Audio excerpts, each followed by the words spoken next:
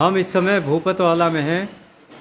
भूपतवाला क्षेत्र में 2 दिवसीय ज्योतिष हस्तरेखा विशेषज्ञ व अन्य विधाओं पर एक सम्मेलन कार्यक्रम चल रहा है, जिसमें आयोजक महोदय से हम जानकारी चाहेंगे कि इसमें किस किस प्रकार के विद्वान हैं तथा किस किस प्रकार की विधाओं के जानकार जो अपने अनुभव को साझा करेंगे।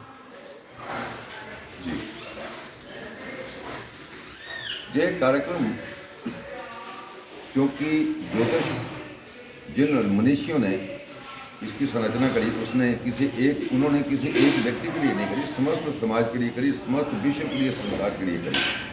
तो प्रथमतः तो हम ये देखते हैं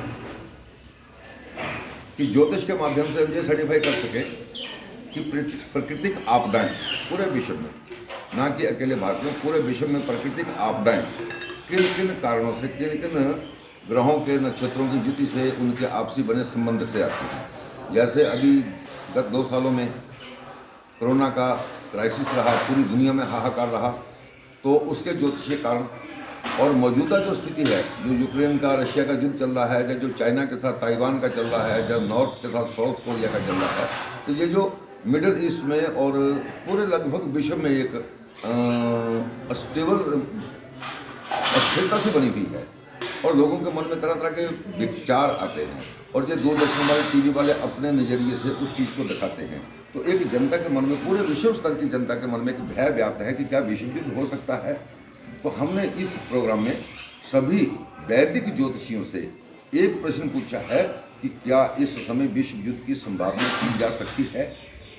दूसरी बात कि जिस तरीके से मौजूदा सरकार ने योगा को लेकर प्रसार प्रचार किया, आज पूरे विश्व में, मैं अमेरिका में रहता हूं, वहां भी योगा का बहुत नाम है।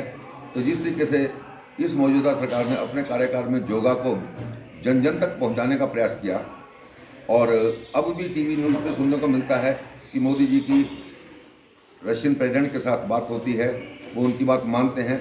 तो क्या इस विश्व युद्ध की परिस्थिति से भारत सरकार के जो मौजूदा हमारे माननीय प्रधानमंत्री हैं, वो इस संसार को निकाल सकते हैं?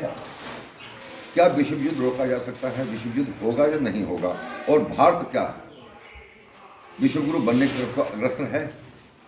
दूसरा हमारा एक सब्जेक्ट है कि बड़ा डिफरेंस बिटवीन योगा एंड योग।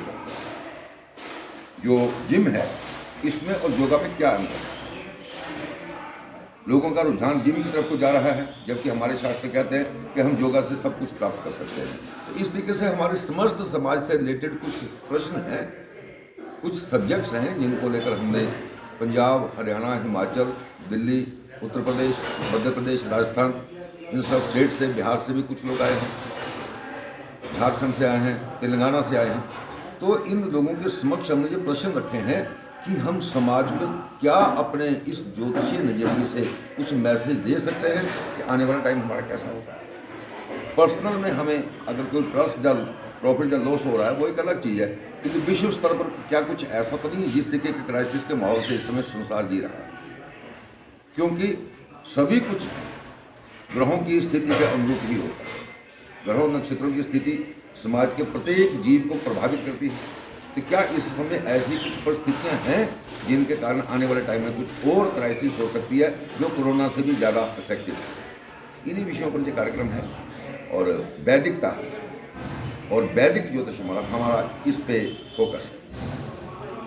आपकी संस्था इसके अलावा और किस किस क्षेत्र में हमारी संस्था अंतर्राष्ट्रीय प्राच्य विद्या उत्थान नॉन रजिस्टर्ड संस्था है और इसमें हमारे 5 से 10 लोग हैं और हम कोशिश करते हैं कि जो हमारी प्राच्य विद्या है, जैसे संगीत है, तो संगीत के क्या लाभ है।